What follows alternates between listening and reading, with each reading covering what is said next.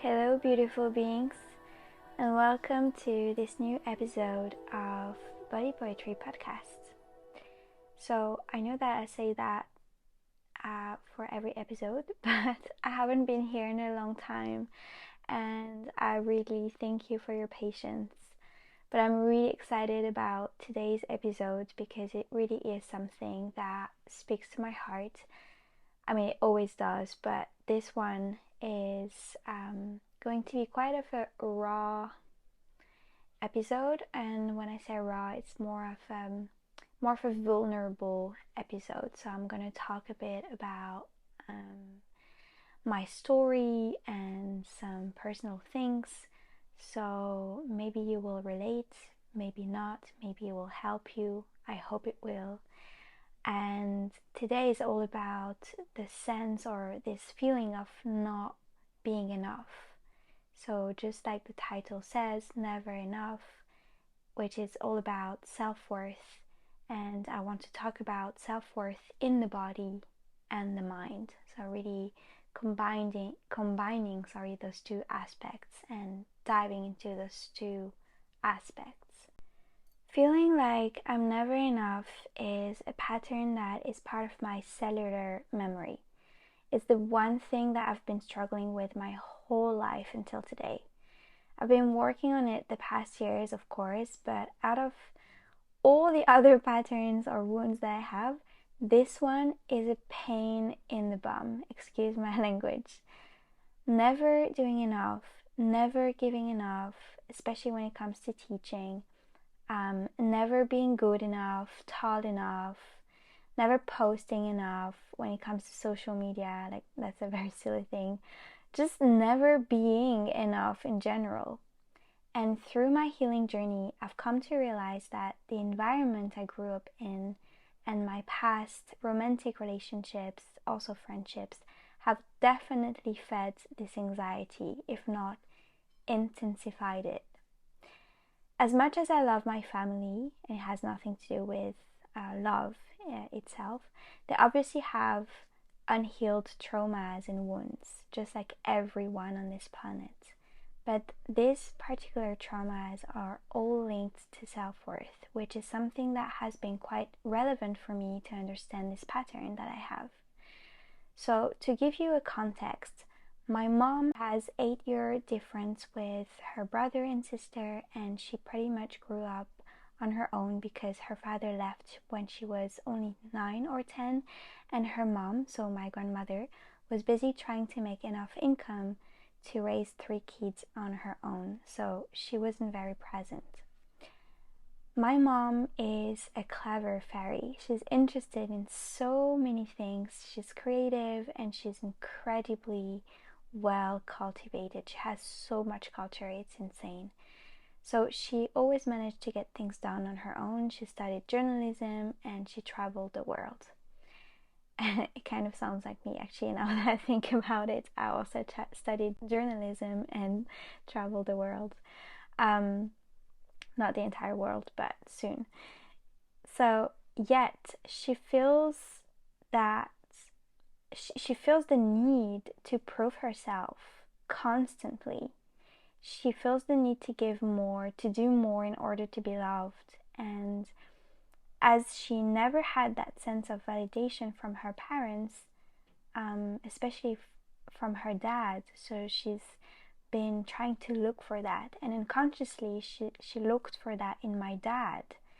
My dad is a very handsome, charming man that feels very safe and protective when we first meet him.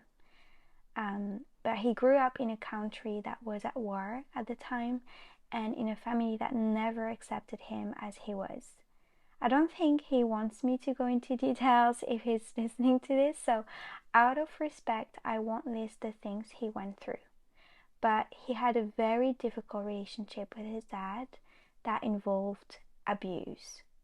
So ultimately, he's also a self-made man. He's successful, yet he never feels like he's doing enough. And I've seen that quite recently after being aware of my own lack of self-worth. Anyway, you got the point now. So with that in mind, No wonder I was born with this pattern, right? How do I know I was born with it? First, because of all I've mentioned, the ancestral wounds that are encoded in my cells, but also because my body tells me so. It's the Body Poetry Podcast. So, if you know me as a teacher or listen to the previous episodes, then you know that I always try to understand the physical layer first and its signals through the subtle layers. The tension I constantly feel in my neck and shoulders and the endless digestive issues are tremendously linked to this feeling of not being enough. I feel like I constantly have to prove myself. I told the story of my parents just now. I'll tell you mine, how it's and how it's all linked. So due to both my parents' wounds, or at least that's my own belief, I was born with digestive issues, which I've talked about in the first episode of this podcast. I've been studying both the yogic philosophy and the traditional Chinese medicine, and I love to understand the subtle layers of my body through these ancient beliefs. In the Hindu and yogic philosophy, the stomach area that holds the solar plexus chakra, so the energy center, rules our willpower, our sense of confidence, and our worth. Its element is fire, so it's very much connected to the sun and our masculine energy. While in the traditional Chinese medicine, the stomach's element is earth, which is very interesting. Just as Mother Earth's job is to nurture growth and all living beings, the stomach chi is the life force energy, is what feeds all the organs enough power to perform their jobs. So worry, anxiety, and overthinking are the emotions associated with the stomach in traditional Chinese medicine. If you constantly worry or overthink things, you get anxious easily, you may have stomach imbalance or function disorder. Experiencing any emotions chronically or excessively can damage the stomach and the digestive health in general, as the digestive system processes not just the food you eat, but the thoughts and emotions that you internalize. That's exactly what I've been experiencing my entire life, from chronic ulcers to IBS to I don't know what else. Let me tell you, it's been a wild journey. And whenever I feel powerful, confident, when I'm genuinely loving myself, my stomach and I have the best relationship ever. We're like the best teammates. So knowing this and applying those ancient studies have truly helped me understand how my body responds to my daily emotions as well as the ones I was born with. Now, let's talk about the psychological aspect of the lack of self-worth. The first sign is the fear of being judged. This fear can push us to extreme control of what we, of what we transcend in this world, like the appearance, the speech, our clothes, attitude, and the look of others can even become so important in our perception of reality that it becomes obviously very unhealthy and toxic. Some even tend to analyze the smallest details or overanalyze their own words and other people's words too, with an overall look that can tend to carry judgments. That can also lead to experiencing suffering and moments of doubt, even self-hatred. I remember a time where the only thing I wanted to do was to isolate myself and and that obviously led to depression, and ultimately self-destructing thoughts and behaviors. The second sign is the feeling of loneliness. A poor self-esteem can lead to feeling lonely, feeling that we are the only people in this world experiencing this. That's why isolation is usually what anxious people, including myself, would rather do. People suffering from a feeling of loneliness due to their lack of self-esteem will tend to perceive themselves as fundamentally different from others, less worthy, and even like they don't belong anywhere, and therefore unable to adapt to their social environment. The third sign is imposter syndrome. I feel like this is something that has been like rising in the past years. Like a lot of people are talking about this. Luckily enough, and even weirdly enough, this is something that I haven't experienced so much or really in depth, simply because I believe so much in the power of the practice. And here I'm talking about the spiritual practice that I apply in my daily life, that I'd never teach something that I don't do, for example. So funny enough, I'm very much rooted in my mindfulness practice. Wow, now that I think about it, maybe I've been cultivating the imposter syndrome more than I think. I don't know.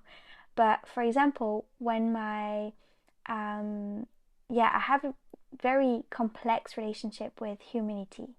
And I don't really know how to describe this, but for example, when my Instagram page became more and more successful or known, then people were congratulating me, and my immediate response was, "Oh, but I didn't do anything. It just happened. I'm not sure why and how, you know?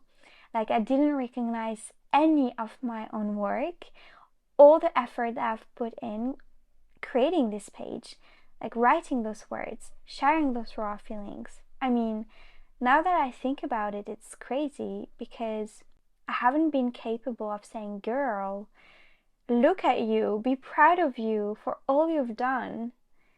It still is a work in progress. Anyway, coming back to where we were, I know many teachers and people in general who experience the imposter syndrome. You might recognize yourself here. People suffering from low self-esteem have the tendency to not feel legitimate, including in the context of success or the accomplishment of a project, whether personal or professional. The question of deserving arises in this case, with the idea of if something works out, they don't know if they'd be up to the positive consequences of that success. So let's say you launch a project with a beautiful, important financial outcome, and you feel undeserving. So you block yourself from even starting the project itself, and you become paralyzed. That all comes back to self-sabotage. The fourth sign is over-analyzing or over-questioning.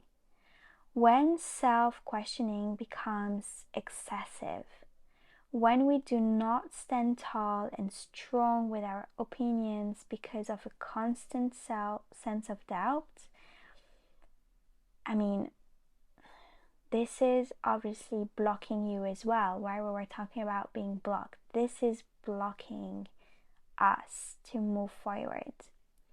I talked about this one in one of my previous episodes on indecision. The episode is called The Indecisive Brain, I think. So if you are extremely indecisive, I highly recommend you to listen to that episode. So I won't cover this sign or this trait so much because there's a whole episode on it. But the feeling that deep down we are likely to make the wrong choice or decision is typical of low self-esteem. And the only things that we can see are our flaws. We're scared to bother, or we're scared to say no, to say yes. we're just scared to have an opinion in general, basically, which is insane, which is just crazy when you think about it. It's just, we're just not allowing ourselves. So to help overcome this feeling, I really had to work on my earth energy for me to ground myself and to feel safe enough, to feel capable enough to know what I want. Sign number 5. Cultivating negativity, so pettiness, or the fact of seeing only the bad side of things, sorry, is also a major red flag. And it starts with ourselves. We've probably all been through this, talking in a horrible way to ourselves. We are the worst judges of ourselves. But guess what? Then we can be the best judges of ourselves if we can be the worst. So from now on, I want you to write down somewhere, anywhere, on your mirror, on your kitchen counter, next to your bed, on the wall, on a paper, wherever, write down in capital letters, I am enough. I swear to God, if I could come to you right now, I'd look at you and tell you how beautiful and how perfect you are right now. Everything you see around, everything you see on social media, all the how to get this body, how to get a perfect routine, how to have the perfect butt, let me tell you right now, most of these is bullshit. Because we have no idea what happens behind the screen. So comparing yourself to what you see on your little device will never make you feel good about yourself. Because the world, the algorithm, and the patriarchy even, in which we live in, this whole bubble in which we live in, wants us to consume all these things. Darling, be yourself. Be yourself. Date yourself. Get to know yourself. What you enjoy doing, what you like, what you dislike, and remember that no one can tell you what you deserve.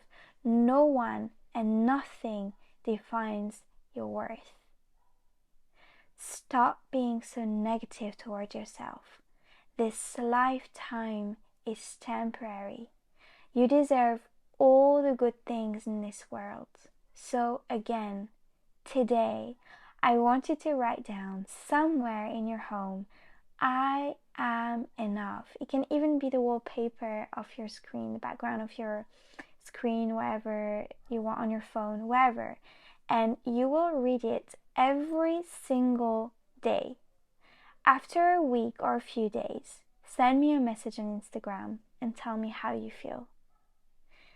The last sign I want to cover is the struggle of asking for help.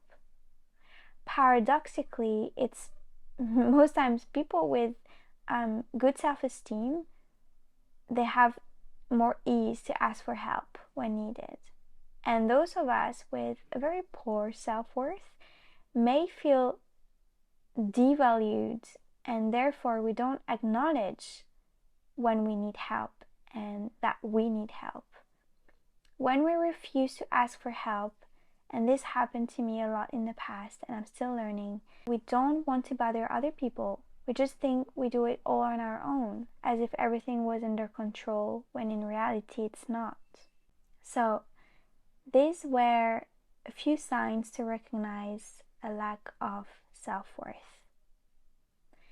Now, with all of that said, I also believe that self-worth has a lot to do with contentment.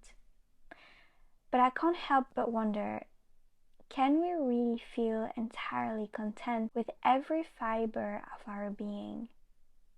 I do believe it's possible with practice, but in this human experience, I also think that desires and authentic needs are important to have as they help us grow and evolve.